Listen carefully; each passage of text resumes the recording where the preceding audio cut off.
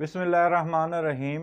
تمام تعریفیں اللہ کے لیے، درود و سلام محمد و آل محمد کی ذات پر۔ اس سال کا آخری گرہن جو کہ سورج گرہن ہوگا 4 دسمبر کو لگنے جا رہا ہے، یہ دوسرا مکمل سورج گرہن ہوگا اور یہ طویل دورانیہ کا گرہن ہوگا اور یہ گرہن لگے گا برج کوس میں۔ تو برج کوس والوں کو خصوصی طور پر احتیاط کی ضرورت ہے کہ اپنا گوشت کا بھی صدقہ دیں، اور جو صدقہ دیں گندم اور دال چنا کا صدقہ دیں، حسب توفیق گندم اور دال چنا لے کر صدقہ کریں۔ اور یہ مکمل سورج گرہن ہوگا دنیا کے یہ جن ممالک میں مکمل طور پر دیکھا جا سکے گا، ان میں انٹارکٹیکا ہے اور آرکٹس ہے۔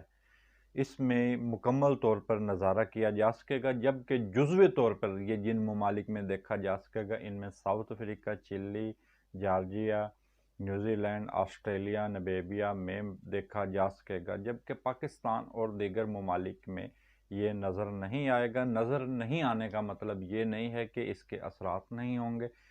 چاند گرہن، سورج اور چاند گرہن دنیا کے کسی بھی حصے میں ہوں تو ان کے اثرات پوری دنیا پر ہوتے ہیں۔ ناظرین، سورج گرہن کا آغاز پاکستانی وقت کے مطابق 10:29 پر شروع ہو جائے گا، جبکہ دوپہر 12 بجے یہ نظر آنا شروع ہو جائے گا، جبکہ گرہن مکمل اپنے عروج پر ہوگا۔ جس وقت گرہن مکمل لگا ہوگا وہ 12:33 پر، اور گرہن 1:06 پر نظر آنا بند ہو جائے گا۔ نظر آنا بند ہونے کا مطلب یہ نہیں ہوگا کہ گرہن ختم ہو گیا ہے۔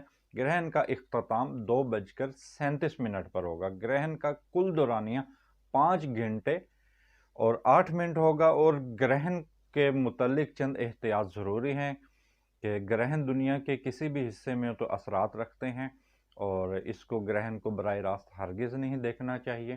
اگر دیکھنا چاہتے ہیں تو کسی برتن میں پانی لیں، اس میں نظارہ کر لیں، یا اس کے لیے مخصوص قسم کے فلٹر والے چشمے ہوتے ہیں۔ یہ عام جو سن گلاسز ہوتے ہیں وہ اس کے لیے نہیں ہوتے، اس کے لیے مخصوص چشمے ہوتے ہیں جن سے ان کو دیکھا جا سکتا ہے۔ تاہم گرہن کو چھوٹے بچے اور حاملہ خواتین ہرگز نہ دیکھیں، کیونکہ ان کے دیکھنے سے بینائی کے متاثر ہونے کا امکان ہوتا ہے اور دماغی مختلف قسم کے امراض میں مبتلا ہونے کا خدشہ ہوتا ہے، اور ڈاکٹر بھی یہی کہتے ہیں۔ اور جو حاملہ خواتین ہیں وہ اس دوران کھلے میں نہ جائیں، اور چھری، کینچی، آگ کا ہرگز استعمال نہ کریں، اور نہ جس جگہ پر جس کمرے میں وہ ہوں تو اس جگہ پر کوئی دوسرا بھی چھری، کینچی اور آگ کا استعمال ہرگز نہ کریں۔ وزن نہ اٹھائیں اور کمرے میں بالکل سیدھی لیٹی رہیں، اور کاٹنے اور پھاڑنے کا عمل کوئی دوسرا بھی نہ کرے، اور حاملہ خاتون بھی کسی قسم کی چیز کو کاٹے نہیں اور پھاڑے نہیں، اور حسب توفیق ٹوٹا چاول صدقہ دیں۔